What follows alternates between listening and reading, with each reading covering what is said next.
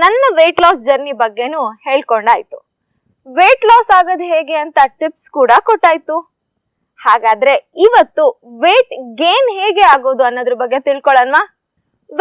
Welcome back to wellness Wednesday with Shobha.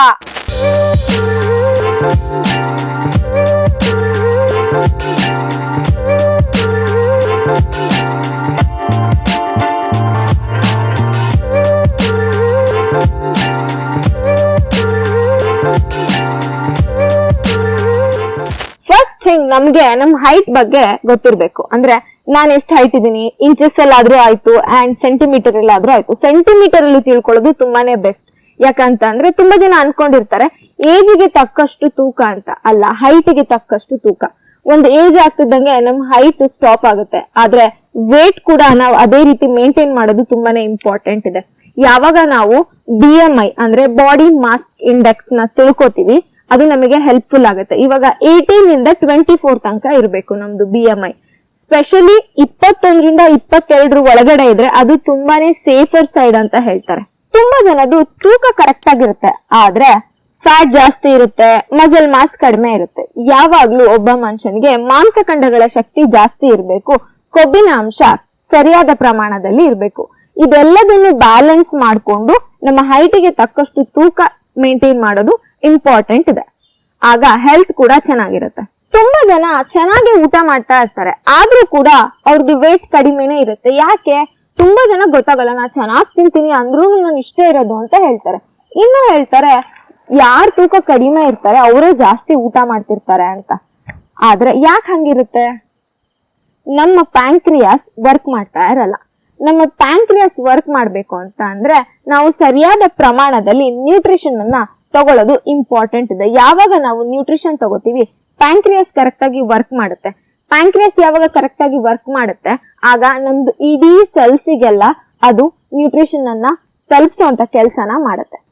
ನಾವು wait gain ಆಗ್ಬೇಕಂದ್ರೆ ನಮ್ ಬಾಡಿ ನೇಚರ್ ಬಗ್ಗೆ ತಿಳ್ಕೊಳ್ಳೋದು ತುಂಬಾನೇ ಇಂಪಾರ್ಟೆಂಟ್ ಇದೆ. ಇವಾಗ ವಾತ, ಪಿತ್ತ, ಕಫ ಈ ತರದೆಲ್ಲ ಹೇಳ್ತಾರೆ ಅಲ್ವಾ, ಅದ್ರಲ್ಲಿ ನನ್ನ ಬಾಡಿ ನೇಚರ್ ಯಾವುದು ಅಂತ ತಿಳ್ಕೊಂಡ್ರೆ ವೇಟ್ ಗೇನ್ ಮಾಡ್ಕೊಳ್ಳೋದು ತುಂಬಾ ಈಸಿ ಆಗತ್ತೆ. ಅಂಡ್ ನಾನು ಎಷ್ಟು ವೇಟ್ ಗೇನ್ ಆಗ್ಬೇಕು ಅಂತ ಒಂದು ಟಾರ್ಗೆಟ್ ಸೆಟ್ ಮಾಡ್ಕೊಂಡು, ಅಂದ್ರೆ ತಿಂಗಳಿಗೆ 2ರಿಂದ 3 kg ವೇಟ್ ಗೇನ್ ಆಗೋದು ತುಂಬಾ ಹೆಲ್ದಿ. ತುಂಬಾ ಜನ ಅನ್ಕೊಂಡಿರ್ತಾರೆ ವೇಟ್ ಲಾಸ್ ಆಗೋದು ಕಷ್ಟ ಅಂತ. ಆದ್ರೆ ತುಂಬಾ ಜನ ಕ್ಲೈಂಟ್ಸ್ ನಮಗೆ ಹೇಳ್ತಿರ್ತಾರೆ ವೇಟ್ ಲಾಸ್ ಗಿಂತ ವೇಟ್ ಗೇನ್ ಮಾಡ್ಕೊಳ್ಳೋದೇ ಕಷ್ಟ. ನಾವು ಅದನ್ನ ನೋಡಿದೀವಿ ತುಂಬಾ ಜನಕ್ಕೆ ಹೇಳ್ಕೊಡುವಾಗ. ಯಾಕಂದ್ರೆ ವೇಟ್ ಗೇನ್ ಪ್ರೋಗ್ರಾಮ್ ತುಂಬಾ ಟೈಮ್ ತಗೊಳತ್ತೆ. ವೇಟ್ ಲಾಸ್ ಆಗ್ಲಿ ವೇಟ್ ಗೇನ್ ಆಗ್ಲಿ ಹೆಲ್ದಿ ವೇ ಅಲ್ಲಾದ್ರೆ ಪರ್ಮನೆಂಟ್. ನಾವೇನೋ ಮಾಡ್ಕೊಂಡು ವೇಟ್ ಗೇನ್ ಮಾಡ್ಕೋತೀವಿ ಅಂತ ಅಂದ್ರೆ ಗೊತ್ತಿಲ್ಲ ನನ್ಗೆ.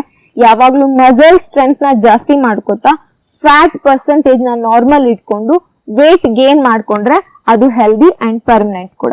ವೇಟ್ ಗೇನ್ ಆಗ್ಬೇಕಂದ್ರೆ ಕೆಲವೊಂದು ಇಂಪಾರ್ಟೆಂಟ್ ಕೀ ಪಾಯಿಂಟ್ಸ್ ಇದೆ. First point caloric surplus, second point protein intake, third point strength training, fourth point meal planning, fifth point mindful eating, sixth one rest and recovery, seventh hydration, eighth consistency. First point caloric surplus. Weight gain ಆಗ್ಬೇಕು ಅಂತ ಅಂದ್ರೆ ಆದಷ್ಟು ಹೆಚ್ಚಿನದಾಗಿ ನಾವು calories intake ಮಾಡೋದು ತುಂಬಾನೇ important ಇದೆ. ಅಂದ್ರೆ ಊಟ ಮಾಡೋದು, ತಿಂಡಿ ಮಾಡೋದು, ಎಲ್ಲದು ಹೆಲ್ದಿ ತಿನ್ನೋದು. ಲೈಕ್ ಇವಾಗ ನಟ್ಸ್, ಅವಕಾಡೋ ಇದನ್ನೆಲ್ಲ ಜಾಸ್ತಿ ತಿನ್ನೋದ್ರಿಂದ, ಮತ್ತೆ ಹೋಲ್ ಗ್ರೇನ್, ಇದೆಲ್ಲ ನಮಗೆ ವೇಟ್ ಗೇನ್ ಆಗಕ್ಕೆ ಅಂಡ್ ಕ್ಯಾಲೋರಿನ ಮೇಂಟೈನ್ ಮಾಡ್ಕೋತಾ ಹೆಲ್ದಿಯಾಗಿ ವೇಟ್ ಗೇನ್ ಆಗಕ್ಕೆ ಸಿಕ್ಕಾಪಟ್ಟೆ ಸಪೋರ್ಟಿವ್ ಆಗಿರುತ್ತೆ. Second point protein intake. ನಾನು ಅವಾಗ್ಲೇನೆ ಹೇಳ್ದೆ ವೇಟ್ ಗೇನ್ ಆಗೋದು ಎಷ್ಟು ಇಂಪಾರ್ಟೆಂಟ್ ಇದೆ, ಹಾಗೇನೆ ನಮ್ಮ ಮಸಲ್ ಮಾಸ್ ನ ಬಿಲ್ಡ್ ಮಾಡ್ಕೊಳ್ಳೋದು ತುಂಬಾನೇ ಇಂಪಾರ್ಟೆಂಟ್ ಇದೆ. ಜೊತೆಯಲ್ಲಿ ನಮ್ದು ಫ್ಯಾಟ್ ಕೂಡ ನಾರ್ಮಲ್ ಆಗಿರೋ ತರ ನೋಡ್ಕೊಳ್ಳೋದು ಇಂಪಾರ್ಟೆಂಟ್ ಇದೆ. ಈ ತರ ಇದ್ದಾಗ ನಮ್ಮ ಪ್ರೋಟೀನ್ ಇಂಟೇಕ್ ತುಂಬಾನೇ ಮ್ಯಾಟರ್ ಆಗುತ್ತೆ. ನಾನು ಯೂಶಲಿ ಯಾವಾಗ್ಲೂ ಹೇಳ್ತಾ ಇರ್ತೀನಿ ಅಂತಂದ್ರೆ ತುಂಬಾ ಜನ ಇವಾಗ ಪ್ರೋಟೀನ್ ಎಷ್ಟು ತಿನ್ಬೇಕು ಅಂತ ಕೇಳ್ತಾ ಇರ್ತಾರೆ. ಅವಾಗ ನಮ್ಗೆ ಸ್ಟ್ಯಾಟಿಸ್ಟಿಕ್ಸ್ ಹೇಳ್ಬಿಟ್ಟಿದೆ 1 kgಗೆ 1 ಗ್ರಾಮ್ ಪ್ರೋಟೀನ್ ತಗೊಳ್ಳೋದು ಇಂಪಾರ್ಟೆಂಟ್ ಇದೆ ಅಂತ. ಆದ್ರೆ ಅಟ್ಲೀಸ್ಟ್ ನಾವು 0.8 ಗ್ರಾಮ್ಸ್ ಆಫ್ ಪ್ರೋಟೀನ್ ಆದ್ರೂ ತಗೊಳ್ಳೋದು ಇಂಪಾರ್ಟೆಂಟ್ ಇದೆ. ಆದ್ರೆ ಯಾವಾಗ ನಾವು ವೇಟ್ ಗೇನ್ ಪ್ರೋಗ್ರಾಮ್ ಸ್ಟಾರ್ಟ್ ಮಾಡ್ತೀವಿ ಆವಾಗ 1.2 ಗ್ರಾಮ್ಸ್ ಇಂದ 2.2 ಗ್ರಾಮ್ಸ್ ತನಕನು ನಾವು ಪ್ರೋಟೀನ್ ಇಂಟೇಕ್ ಮಾಡೋದ್ರಿಂದ ಮಸಲ್ ಬಿಲ್ಡ್ ಆಗಕ್ಕೆ, ವೇಟ್ ಗೇನ್ ಆಗಕ್ಕೆ, ಫ್ಯಾಟ್ ಲಾಸ್ ಆಗಕ್ಕೆ ಸಿಕ್ಕಾಪಟ್ಟೆ ಸಪೋರ್ಟಿವ್ ಆಗಿರುತ್ತೆ. ಈಗ ಪ್ರೋಟೀನ್ ಯಾವ್ದ್ರಲ್ಲೆಲ್ಲ ಸಿಗುತ್ತೆ ಅಂತ ಕೇಳಿದ್ರೆ ಹಾಲು ಮತ್ತೆ ಹಾಲಿನ ಉತ್ಪನ್ನಗಳಲ್ಲಿ ಸಿಗುತ್ತೆ. ಇವಾಗ ಮೀಟ್ ಅಲ್ಲಿ ಸಿಗುತ್ತೆ, ಚಿಕನ್ ಅಲ್ಲಿ ಸಿಗುತ್ತೆ, ಅಂಡ್ ಎಗ್ಸ್ ಅಲ್ಲಿ ಸಿಗುತ್ತೆ, ಅಂಡ್ ಬೇಳೆ ಕಾಳುಗಳಲ್ಲಿ ಸಿಗುತ್ತೆ. Third point, strength training. ಯಾವಾಗ ನಮ್ದು ಮಸಲ್ ಬಿಲ್ಡ್ ಆಗ್ಬೇಕು, ವೇಟ್ ಗೇನ್ ಆಗ್ಬೇಕು ಅಂತ ಅಂದ್ರೆ ನಾವು ರೆಗ್ಯುಲರ್ ಆಗಿ ಎಕ್ಸರ್ಸೈಸ್ ಮಾಡೋದು ಇಂಪಾರ್ಟೆಂಟ್ ಇದೆ. ಸ್ಪೆಷಲಿ ಸ್ಟ್ರೆಂತ್, ಸ್ಟಾಮಿನಾ ಎಲ್ಲ ಬಿಲ್ಡ್ ಮಾಡ್ಕೋಬೇಕು ಅಂತ ಅಂದ್ರೆ ಸ್ಕ್ವಾಟ್ಸ್, ಡೆಡ್ ಲಿಫ್ಟ್ ಇದನ್ನೆಲ್ಲ ಮಾಡೋದ್ರಿಂದ ನಮ್ ಮಸಲ್ ಗೇನ್ ಆಗಕ್ಕೆ ಸಪೋರ್ಟ್ ಆಗುತ್ತೆ. Fourth point, meal planning. ಇದಂತೂ ತುಂಬಾನೇ ಇಂಪಾರ್ಟೆಂಟ್ ಪಾಯಿಂಟ್. ಯಾಕಂತ ಅಂದ್ರೆ ವೇಟ್ ಗೇನ್ ಆಗ್ಬೇಕು ಅಂದ್ರೆ ನಾವು ಕ್ಯಾಲೋರಿ ಇಂಟೇಕ್ ಮಾಡೋದಂತೂ ಇಂಪಾರ್ಟೆಂಟ್ ಇದೆ. ಅದನ್ನ ನಾವು ಹೆಂಗೆ ಬ್ಯಾಲೆನ್ಸ್ಡ್ ಆಗಿ ತಗೋತೀವಿ ಅಂತ ಅಂದ್ರೆ, ಇವಾಗ ನಾರ್ಮಲಿ ಯೂಶುವಲ್ ಆಗಿ 3 ಸಲ ನಾವು ತಿಂತೀವಿ, ಬೆಳಗ್ಗೆ ಬ್ರೇಕ್ಫಾಸ್ಟ್, ಮಧ್ಯಾಹ್ನ ಊಟ, ರಾತ್ರಿ ಊಟ ಅಂತ. ಆದ್ರೆ ನಾವು ಯಾವಾಗ ವೇಟ್ ಗೇನ್ ಪ್ರೋಗ್ರಾಮ್ ಅಲ್ಲಿ ಇರ್ತೀವಿ ಅಥವಾ ಇವಾಗ ನಮ್ದು ಮಸಲ್ ಚೆನ್ನಾಗ್ ಆಗ್ಬೇಕು ಅಂತ ಅನ್ಕೊಂಡಿರ್ತೀವಿ, ಆವಾಗ ನಾವು 4 to 5 ಟೈಮ್ಸ್ ಕೂಡ ತಿನ್ಬೋದು. ಅಂಡ್ ಎಷ್ಟು ನಾವು ತಿಂತೀವಿ ಅದೇ ರೀತಿ ರೆಗ್ಯುಲರ್ ಆಗಿ ಎಕ್ಸರ್ಸೈಸ್ ಮಾಡೋದು ಇಂಪಾರ್ಟೆಂಟ್ ಇದೆ. ಅಂಡ್ ಮೀಲ್ ಪ್ಲಾನ್ ಮಾಡ್ಕೊಳ್ಳೋದು ಇಂಪಾರ್ಟೆಂಟ್ ಇದೆ. ಅಂದ್ರೆ ನನ್ನ ಮೀಲಲ್ಲಿ protein, vitamins, mineral, fibre, herbs, carbohydrate ಮತ್ತೆ ಗುಡ್ ಫ್ಯಾಟ್ ಇರಬೇಕು. ಯಾರಿಗೆಲ್ಲ ನಮ್ದು ಊಟದ ತಟ್ಟೆ ಹೇಗಿರ್ಬೇಕು ಅಂತ ನಿಮಗೆ ತಿಳ್ಕೊಳಕ್ ಇಂಟ್ರೆಸ್ಟ್ ಇದೆ, ನಮ್ದು ಇಂಪಾರ್ಟೆನ್ಸ್ ಆಫ್ ನ್ಯೂಟ್ರಿಷನ್ ಅನ್ನೋ ವಿಡಿಯೋನ ನೋಡಿದ್ರೆ ನಿಮಗೆ ತಿಳಿಯುತ್ತೆ. First point, mindful eating. ಇವಾಗ ನಾವು ವೇಟ್ ಗೇನ್ ಪ್ರೋಗ್ರಾಮ್ ಅಲ್ಲಿ ಇದ್ದಾಗ, ಎಕ್ಸರ್ಸೈಸ್ ಮಾಡುವಾಗ ಹಸುವೆ ಆಗೋದು ಕಾಮನ್. ಆದ್ರೆ ಹಸುವೆ ಆದಾಗ ನಾವೇನ್ ತಿಂತೀವಿ ಅನ್ನೋದು ತುಂಬಾ ಇಂಪಾರ್ಟೆಂಟ್ ಇದೆ. ಯಾಕಂತ ಅಂದ್ರೆ ಹೆಲ್ದಿ ತಿನ್ನೋದು ತುಂಬಾ ಇಂಪಾರ್ಟೆಂಟ್. ಲೈಕ್ ಇವಾಗ ಫ್ರೂಟ್ಸ್, ವೆಜಿಟೇಬಲ್ಸ್ ಇದನ್ನೆಲ್ಲ ಹೆಲ್ದಿ ಸ್ನಾಕ್ಸ್ ಆಗಿ ನಾವು ತಗೊಳ್ತಾ ಹೋದ್ರೆ ನಮ್ಗೆ ಸಿಕ್ಕಾಪಟ್ಟೆ ಕ್ರೇವಿಂಗ್ಸ್ ಏನಾರು ಇದ್ರೆ ಅದನ್ನು ಕಡಿಮೆ ಆಗುತ್ತೆ. ಯಾಕಂದ್ರೆ ಅದು ತುಂಬಾನೇ ಹೆಲ್ದಿ ಫ್ರೂಟ್ಸ್ ಮತ್ತೆ ವೆಜಿಟೇಬಲ್ಸ್, ಮತ್ತೆ ನಮ್ಗೆ ಸ್ಟ್ರೆಂತ್ ಕೂಡ ಬರ್ತಾ ಹೋಗುತ್ತೆ. Sixth point, rest and recovery. ಯಾವಾಗ ನಾವು ರೆಸ್ಟ್ ಮಾಡ್ತೀವಿ ಅವಾಗ ಮಾತ್ರ ನಮ್ಮ ಮಸಲ್ ಬಿಲ್ಡ್ ಆಗೋದು. ಸೊ ರೆಸ್ಟ್ ಮಾಡೋದು ಇಂಪಾರ್ಟೆಂಟ್ ಇದೆ. ಹಾಗೇನೆ ನಿದ್ದೆ ಮಾಡೋದು ಕೂಡ ಇಂಪಾರ್ಟೆಂಟ್ ಇದೆ.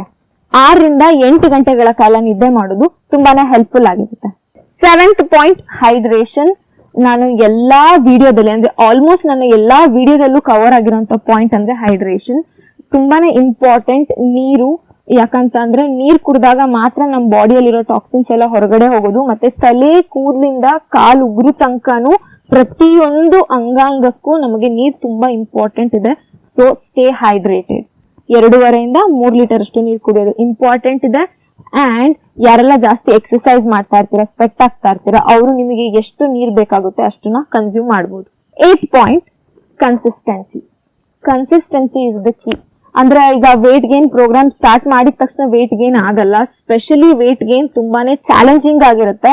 ನಂಗೆ ಕೇಳಿದ್ರೆ ಅಥವಾ ತುಂಬಾ ಜನ ವೇಟ್ ಗೇನ್ ಮಾಡೋರ್ನ ಅಥವಾ ವೇಟ್ ಲಾಸ್ ಮಾಡೋರ್ನ ಕೇಳಿದಾಗ ವೇಟ್ ಗೇನ್ ಆಗೋದು ಕಷ್ಟ ಅಂತ ಹೇಳ್ತಾರೆ. ಅಂಡ್ ಸ್ಟ್ಯಾಟಿಸ್ಟಿಕ್ಸ್ ಕೂಡ ಹೇಳಿದೆ. ಯಾಕಂತಂದ್ರೆ ವೇಟ್ ಗೇನ್ ಆಗೋದು ಈಸಿ ಅಲ್ಲ. ಸೊ ಹಾಗಾಗಿ ಕನ್ಸಿಸ್ಟೆನ್ಸಿಯಿಂದ ಅದೇನ್ ಒಂದು ರೂಟೀನ್ ಸೆಟ್ ಮಾಡ್ಕೊಂಡಿರ್ತೀರಾ, ಆ ರೂಟೀನ್ ನ ಫಾಲೋ ಮಾಡೋದು ಇಂಪಾರ್ಟೆಂಟ್ ಇದೆ. ಅಂಡ್ ನೀವು ಒಂದು ಕೋಚ್ ಜೊತೆ ಕನೆಕ್ಷನ್ ಅಲ್ಲಿ ಇರೋದು ತುಂಬಾನೇ ಇಂಪಾರ್ಟೆಂಟ್ ಇದೆ. ಯಾಕಂದ್ರೆ ಈಗ ವೇಟ್ ಗೇನ್ ಆಗ್ಬೇಕಂದ್ರೆ ಹಂತದಲ್ಲಿ ನೀವೇನೇನೋ ಚೇಂಜಸ್ ಮಾಡ್ಕೊಳಕಿರುತ್ತೆ. ಸೊ ಆ ಚೇಂಜಸ್ ಗೆಲ್ಲ ನಿಮಗೆ ಕೋಚಸ್ ಹೆಲ್ಪ್ ಮಾಡ್ತಾರೆ.